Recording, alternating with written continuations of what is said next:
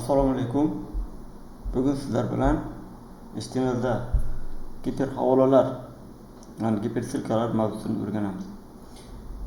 Buning uchun biz giperhavola sifatida, gipersilka sifatida HTMLda a tagidan foydalanamiz. A tagi juftliklar sarasiga kiradi va inline tag. Bu inline va blok xususiyatlarini alohida gaplashamiz CSS darslarda. A tagi oddiy holatda so'zlarni matn sifatida chiqarib beradi. Aytaylik, kun.uz oddiy matn sifatida chiqarib beradi. Hech qanday farqi bo'lmaydi. Boshqa matn taglaridan farqi bo'lmaydi.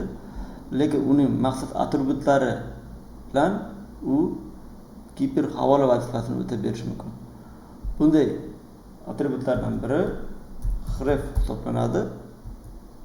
Hrefda odatda saytni manzili joylashadi. Aytaylik, saytni manziliga https://kun.uz. Mana o'zi href qo'shilgandan keyin so'zimizning ham rangi o'zgarganini ko'ryapmiz. Ostiga chiziqcha ham paydo bo'lib qoldi. Endi uni bosib ko'radigan bo'lsak, ko'ryapsiz, mana kun.uz sahifasiga olib o'tyapti. Demak, ana href yordamida, ya'ni a tagining href atributi yordamida biz boshqa bir saytga o'tishimiz mumkin ekan. Bu yerda e'tibor bering, bizning saytimizdan chiqib ketib, keyin kun.uzga o'tyapti. Bunday bo'lishini xohlamasak, agar saytlar bilan ishlaydigan bo'lsak, biz ya'ni mijoz bizning saytimizda chiqib ketmasligini xohlasak, maqsad target degan atributini qo'shib qo'yishimiz kerak bo'ladi. Target blank. Mana target pastga blank bo'lgandan keyin bizning saytimizda mijoz chiqib ketmaydi. Bu yerga e'tibor berib turasizlar. Ko'ryapsiz, alohida tepada bo'lim ochilib, kun.uzga o'tyapti. Bu yoqda esa bizning bo'limimiz, saytimiz o'z joyida qolyapti. Shu tariqa mijozimizni o'z sahifamizda saqlab qolishimiz mumkin hisoblanadi. Demak, eslab qoling, ani href atributi biror bir saytga yo'lni bildirsa, target desam, bu saytda foydalanayotgan mijozni saytdan chiqib ketmagan holatda boshqa saytdan foydalanishga yordam beradi. Targetni blank, target pastga blank qiymati bilan. Bundan tashqari a tagi o'zimizning saytimizni nafaqat boshqa saytga, balki o'zimizning saytimizning tarkibiy qismiga ham o'tishga yordam beradi. Men mana bu yerda about html hosil qo'yganman. Ichida about sahifa degan qiymati bor. Xuddi o'sha sahifaga o'tib ko'ramiz. A tagini yozamiz. Bunga about deb yozib qo'yaman. Yoki bo'lmasa haqimizda. Endi bunga href beramiz. Href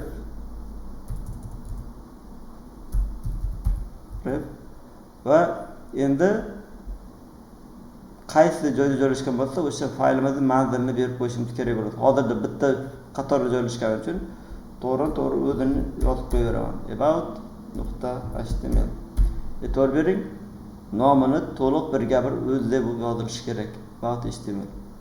Mana haqimizda chiqyapti. Endi bosadigan bo'lsam, mana about sahifasi.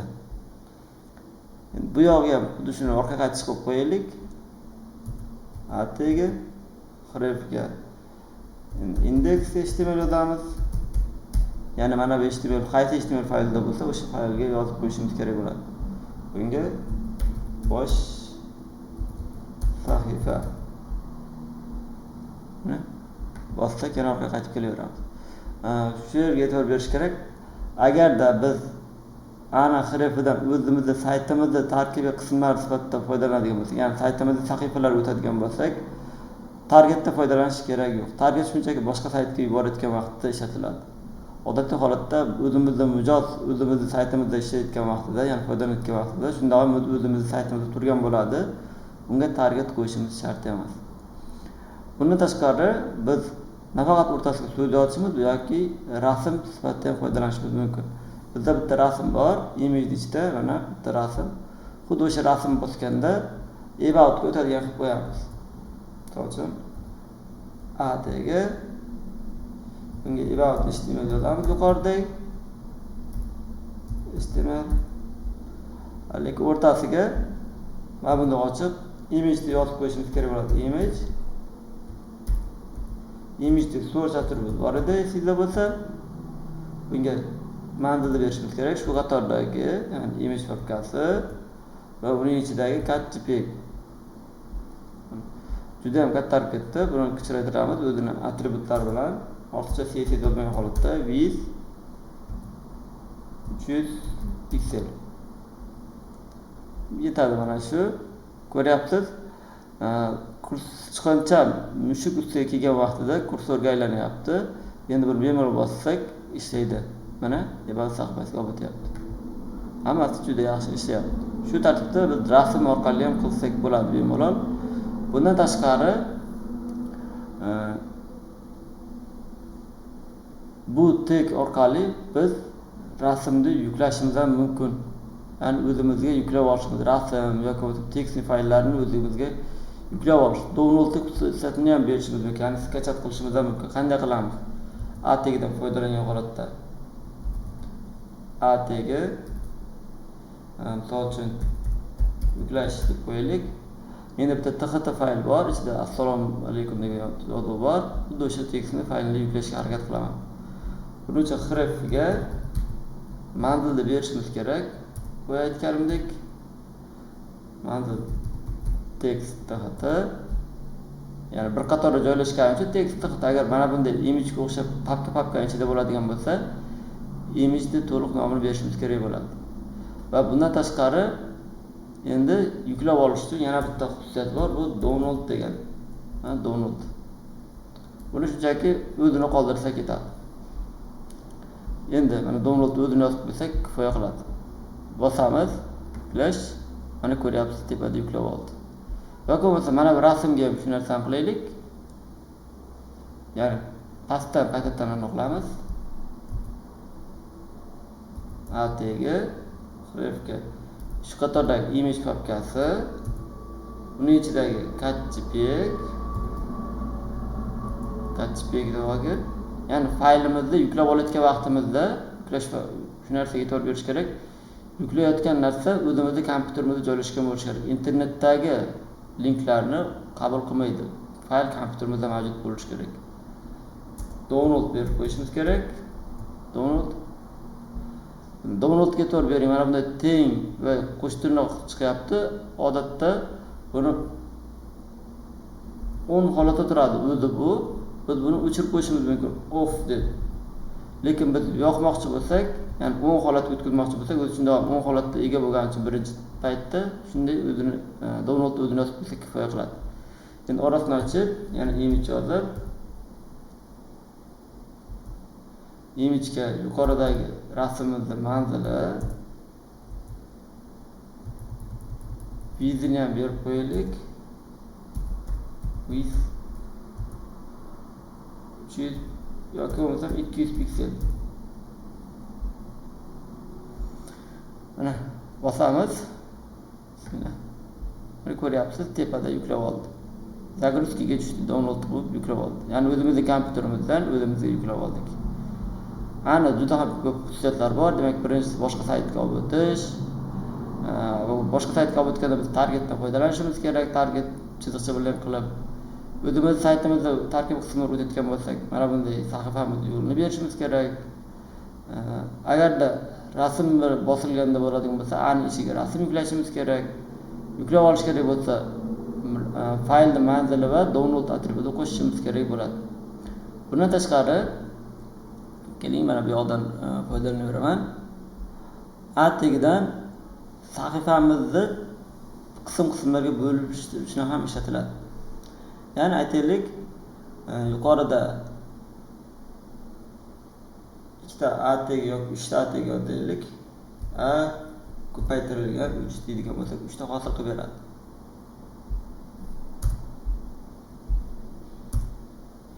Hamda tushib olamiz. Endi birinchisiga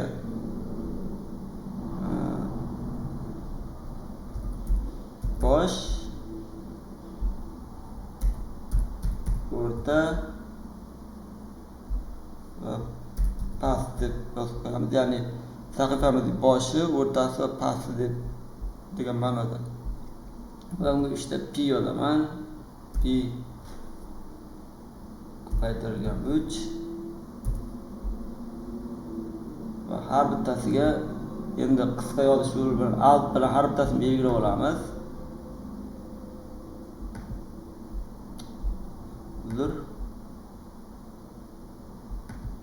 Va lorem bilan, ya'ni lorem kalkulyutori bilan bizga bir 500 tadan so'z yozib bersin. Mana uzun bo'lib ketdi. Alt bilan ekranga butunlay bosadigan bo'lsak, bizga pastroq tushadi. Endi bizlar haqimizda sahifasiga o'tib olamiz. Xullas bu yerda nima bo'lyapti? Bizning sahifamiz juda ham uzun holatga keldi. Endi har bitta sahifaning o'rtasida bo'lib qo'ysak bo'lardi. Mana bunday H1 da o'rta qism yoki bo'lsa mana bu yerga mana H1 da pastki qism. Nima qilmoqchiman? Ya'ni ko'rayotgan bo'lsangiz, sahifam juda ham cho'zilib ketdi. O'shanda misol uchun birdaniga past qism kerak bo'lsa, pastni bosib pastga tushishi mumkin. Yoki bo'lmasa o'rtani bosib o'rtaga tushishi ham mumkin. Buni qanday qilamiz? Buni qilish uchun har bitta p tegimizga ID berib chiqishimiz kerak bo'ladi.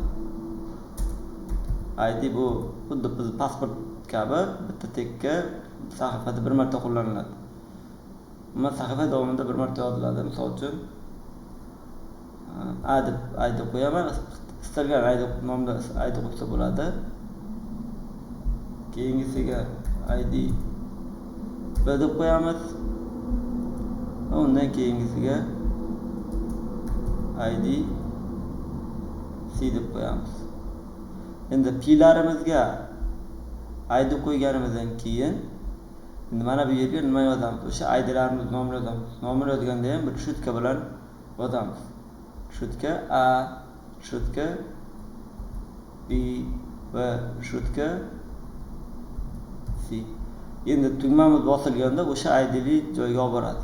So'ng o'rta qismga bormoqchimizmi? Bitta bosamiz, mana o'rta qismga keldik. Ko'ryapsizmi? Mana o'rta qism. Odatda menu tepada doimiy billa tushib kelgani uchun doimiy billa tushib keladigan qilinadi stil bilan. Unda umuman bo'lmaydi, lekin bizda hozirda majburmiz. So'ng pastni bossak, yana tepadagi tugmalarga chiqish uchun yana tepaga mana bunday scroll qilib tushishimiz kerak bo'ladi. Ko'ryapsiz, o'rtani bossak o'rtaga tushyapti. Pastni bossak pastga tushyapti. Demak, har bitta bo'limimizga ID bilan bo'lib chiqamiz sahifamizni.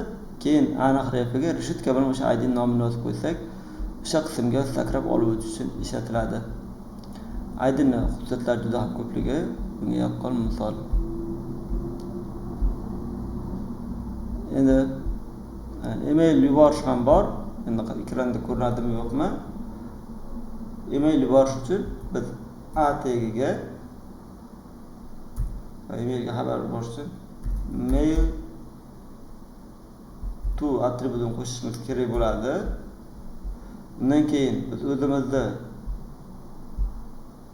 sahifamizni yoki bo'lmasa emailimizni manzilini kiritib o'tishimiz kerak bo'ladi. Mail to uchun falonchi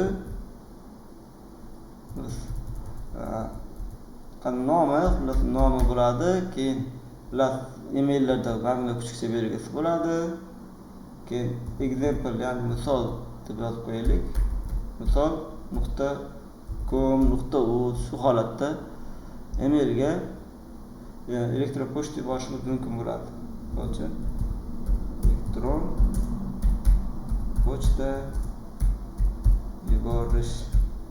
Ya'ni bu holatda hech qanday pochtaga xabar yubormaydi, chunki mana bunaqa nomi misol.com degan elektron pochta o'zi yo'q. Uni o'zingiz yozib qo'yasizmi yoki bo'lmasa shunga o'xshash qanaqadir ishlaydigan email yozib qo'yib bossangiz elektron pochta yuboradi.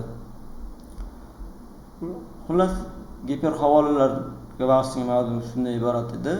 Hammasi ATG orqali qilinadi. Buni atributlarga e'tibor bering. Hrefda manzillar joylashadi.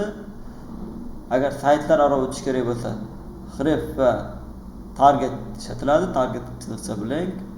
Agar yuklab olinish kerak bo'ladigan bo'lsa, href va download ishlatiladi. Agar elektron pochta kerak bo'ladigan bo'lsa, mana shuni aytib o'tay shu yerda.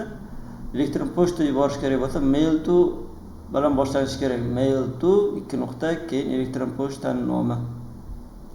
Bundan tashqari, sahifani tarkibiy qismlarga bo'lib olsak, ya'ni ID'lar bilan bo'lib olgan paytimizda mana bunday rujutka bilan o'sha ID'lar nomini yozib, o'sha ID'li qismga o'tish uchun ham ishlatiladi. Yanada ko'proq sizlarning bugungi mavzuimiz shu yergacha edi. Hammaga rahmat. Ko'proq o'z ustingizda ishlang.